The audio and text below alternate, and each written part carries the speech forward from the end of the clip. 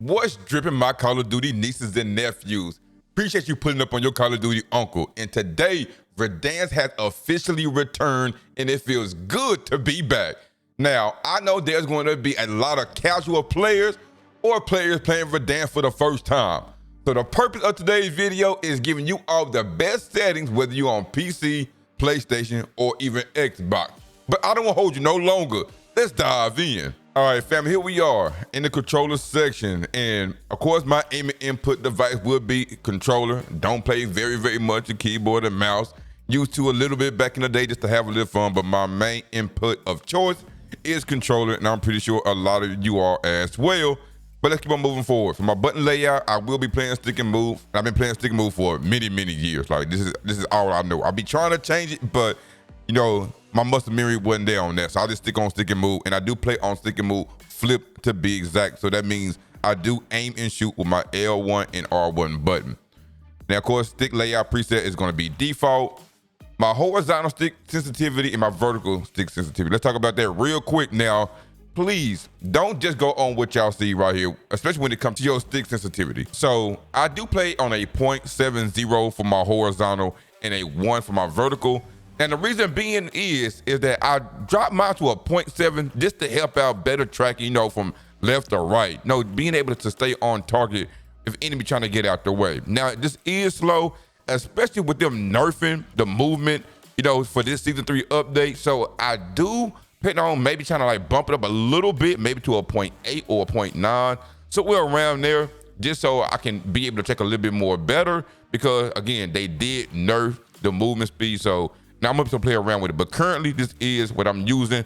Again, I use a 0.7 just so I can be able to track my enemies a little bit more better. So I would say just try lowering your sensitivity down just so, you know, you can stay on target. Now for the simplify controls preset, we are going to do off. My low motion streaming preset is going to be off. Bumper ping is going to be off. Now this is going to be a personal preference, but I do play with it off. And then here where it says swap, like I said, I do play on stick and move flip. So this is where you had that option at right here. Now, I would highly advise you. Now, I know some of y'all might be, I can't even call y'all weird because, you know, a lot of it play on controller vibration. But over time, when you want to improve and you don't want those distractions and things like that, you will play with your controller vibration turned off. Now, for the trigger effect, I'm going to have that off as well. In my dead zone, I'm going to go with my dead zone real quick. My left stick min is at a 4. Of course, this is going to be based on your controller, how much stick drift you do have. But for my left stick max, I do have it at a 70. Some people have it at an 80, and some people also have it at a 65. And all this mean is that how fast it takes for your left analog stick to pretty much execute what you're trying to do. So I do have mine on a 70 as well. Again, I said my right stick gonna be at 4, and then my right stick max is at a 99. Then now your left trigger and right trigger I have at a 0. Now, to me, it pretty much don't matter because these gonna be used for my lethal and tactical. But for y'all who are shooting and aiming, you might want to have this on 0, so that so it can help you aid this a little bit more quickly and things like that. Now, as we move over to the aiming side of things, my sensitivity multiplier. Now, these right here, these 4, they're going to be at a 1, and my ADS sensitivity multiplier is going to be at a 1, and I'll explain this a little bit more later. And as you move forward for the tactical stand sensitivity multiplier, it's going to be at a 1. Now, my ADS sensitivity multiplier for focus is at a 0.7. That means is when I'm focusing with a marksman rifle or a sniper rifle, this will be at a 0.70. This is when you are clicking in the L3 button, just so you can be focused. But again, I still might bump this up a little bit, just since the movement speed and some other penalties has been, included into the game, right? Now for my looking version, that's gonna be standard. Let's go inside the aiming advanced settings real quick. Now, I am playing on instant for the ADS sensitivity transition timing. A lot of people do play on gradual, and all that means is like the closer you get to your target, your ADS sensitivity, it kicks in and start moving slower. So this could help you, a lot of you all out if you are having trouble stand on target on your enemy. Now for the third person ADS correction type, it is on assist. My aim response curve type will be on dynamic. I've been thinking about going back to standard, but lately I have been on dynamic, and the slope is at a 1 as well. Now here for my custom sensitivity per zoom. Now mind you, I did leave my ADS multiplier at a 1. That's because I'm gonna change everything in here. So for my low zoom and also for my 2x, 3x zoom, it is at a 0.70, again, for me to stay on track a little bit more better to stick on my enemies. Now for the higher zooms, such as the 4x and also the 5x zoom, I'm at a 0.85.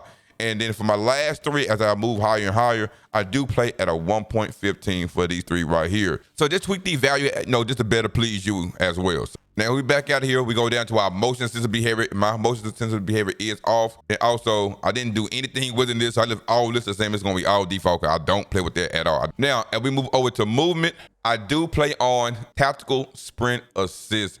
And then my delay is at a 0. But my sprint sideways, the assist for that, and then also for backwards, though, will be turned on, right? I do play on this tactical sprint assist just because it's the closest thing to be playing on your tactical sprint way back from Warzone 1 or Verdansk, the original, right?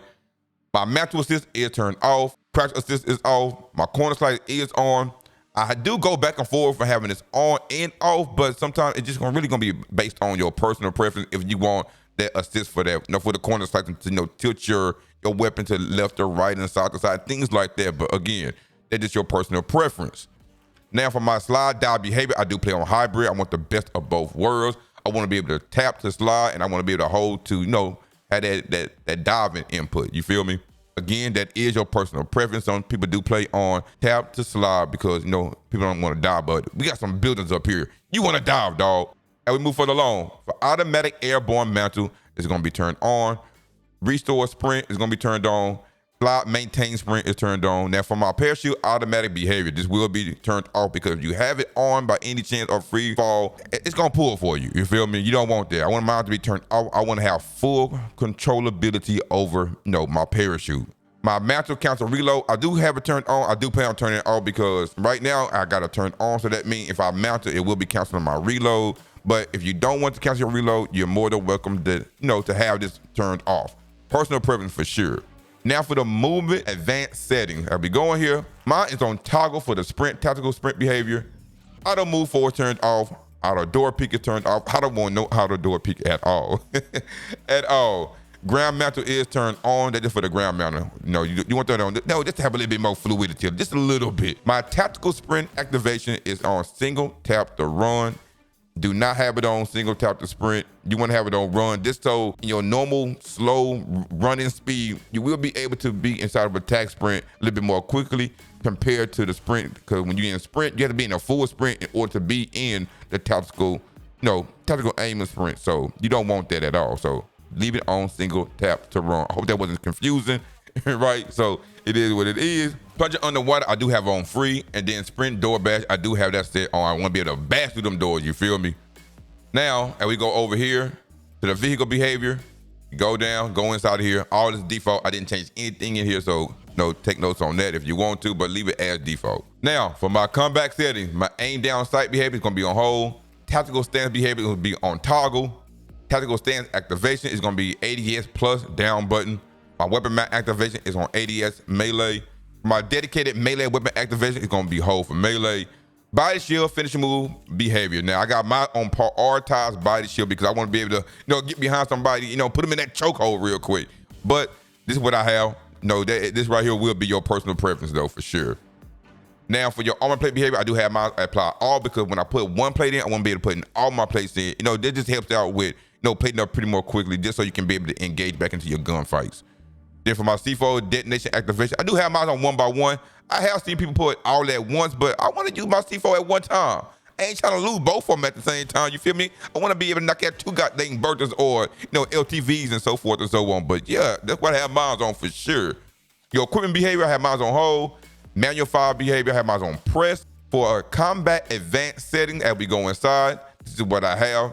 Copy this. Didn't too much change anything besides my interact reload behavior. I had that as prioritized interact. Now I'm pretty sure, a lot of y'all can, change it if y'all like, but I have mine on prioritized, to interact. And it says you're going to tap to reload and interact with, anything with loot crates and doors and things like that. But tap to interact, you want to hold to reload your weapon. So you got to hold to reload. But again, personal preference. My sprint counter reload is going to be off. Akimbo behavior independent. Also, my ADS stick swap is going to be off, and depleted ammo weapon switch is going to be turned on. So we back out of here. We move down to the overlay behavior. It's going to toggle. And my overlay advanced setting, I didn't change anything in here, but I'm just showing you anyway. All right, here we are in the Warzone graphics. For my display mode, I am playing on full screen borderless. Now, A lot of people really highly recommend you play it on full screen exclusive. That way you won't be able to lose any frames. But right now, this is what I play on. Again, I would still recommend for you all to play on full screen exclusive as well. But borders allows me to toggle in between my little taskbars and things like that. Also, for my display monitor, set that as your display, whatever your monitor is. You know what I'm saying? Yours gonna be different from mine or might be the same. I don't know. Let me know in the comment section. Then also for your display adapter, this is gonna be your GPU, so set that. And then for my screen refresh rate, mine's at a 144 because that is my screen refresh rate. That's what it is. That's what my monitor refresh rate is. My display resolution is gonna be 2560 by 1440 because I do have a 1440p monitor. Aspect ratio is on automatic, but you probably really set it on 16 by now. But mine's on automatic, right? Display gamma is gonna be on 2.2 with the RGB. My brightness, I'm going for my brightness. I am at a 55. You could, bump it up a little bit more. And then it all depends on your monitor. So take it with a grain of salt there. The 55 might not be good for you. You might need to go to a 60 or a 65. That right here is going to be your personal preference. I do have my NVIDIA reflex low latency to on. I don't have it on plus boost. This is going to have something to do with your GPU, if you're GPU bound or CPU bound, right? And I believe GPU bound, so I have it as set to on. I could be totally wrong right now, right? Having a brain fart, but you know what? It's okay. I do have mine set to on. Then we move forward. For the eco mode preset, I do have mine set to custom. V-Sync is turned off for both of these right now. Custom frame rate is on custom, and this is what I have. So since I have like a 144 refresh rate, I do bump this down to 3 to 4, down from the 144, because I'm not gonna be able to hit it that much really anyway, but this do keep me steady at the 140, and I've been feeling good for a long time, ever since I changed this up. And then for my menu custom frame rate, it's gonna be at a 60, and my out of focus means like when I'm tabbed out, it's gonna be at a 30. My reduced menu render resolution is gonna be on native. My pause gain rendering is off. And then also for my reduced quality when inactive, it's gonna be on 10 minutes. My focus mode is on 0. I do have my HDR set to off. And then of course the HDR calibration will be grayed out. Moving on to quality, I do have mine on custom. You know why? Because once you start changing anything in this quality section, it's gonna change to custom anyway. So for render resolution, I'm at 100. Don't change that at all. It always should be at 100 unless you want to boost it up, but your frames will be tainted. Now for my dynamic resolution, I have that turned off. My fidelity cast is on for the upscaling and sharpening, and I do have it at a 90. My AMD FSR3 is off. My VRAM, my scale target, is at a 90, and my variable rate shading is turned on. Now, I will say, keep in mind for the details and texture. Now, this is gonna be based on your PC. You feel me? Everybody's PC is gonna be different. This is just what works for me. But if you're struggling with frames, you're gonna still be like on the lowest settings possible. But I'm just gonna go over mine briefly, just so you can see. That way, you can play around with it afterwards. So for my texture resolution is at a normal. Texture filter anisotropic is at a high. My depth of field is off. Detail quality is low. Particle resolution is very low. Bullet impact, I want to see it, so that will be turned on. My persistent effects is turned off. Shader quality is low. On demand text, and if I go in, this is what you see right here. Allocated cache is gonna be at a 16, and download limit is set to off. Also, my local texture streaming quality is at a low. Shader quality is normal. Screen space shadow is at a low. Occlusion and screen space lighting is turned off. My screen space reflection is high. Static reflection quality is low. For the environment, my tessellation is turned off. Volumetric quality is low. Deferred physics quality turned off. Weather grid volume quality is off. Quality quality is off. But that's gonna be it for the quality side of things, right? Now, we go over here to the view. My motion reduction preset is turned off. Hey, this is my view right now. My field of view is at a 115. My ADS field of view is at affected. And then my weapon field of view is at a default. Third person field of view, 90. And vehicle field of view is at a default. Then both of my motion blurs, I do have them turned off. So please, this is turned off. A lot of people do play with this. Some people say turn it on or have the word motion blur turned on, the way you can be focused more on your weapon and vice versa. But I just have both of these off. If you do play with the motion blur on and you just what you prefer and you like it, give me a reason down below in the comment section or as to why. I do have my first and third person camera movement at 50%. And then my third person ADS transition, I got that at third person ADS. Now for my inverted flashbang, it is off. But if you want to have it turn black instead of white, just have it set to be on. All right, family, here we are for the Warzone audio. For my master volume, now this is at 100. Now please, y'all do not have to have y'all at 100. Y'all can literally have this like at a 60 or a 50. You do not want this to be blowing at your ears. You do not want it to be too loud in your ears to where you can't hear nothing at all and everything is boom, boom, bang, bang. You don't want this at all. But the reason mine is at 100 is because I do have a Go XLR and I could adjust the volume on my Go XLR. So that's why I have it at 100. But the other settings in here, I do have my gameplay music volume set to 0, dog log volume set to 50, effects volume set to 100, cinematic music volume set to 50.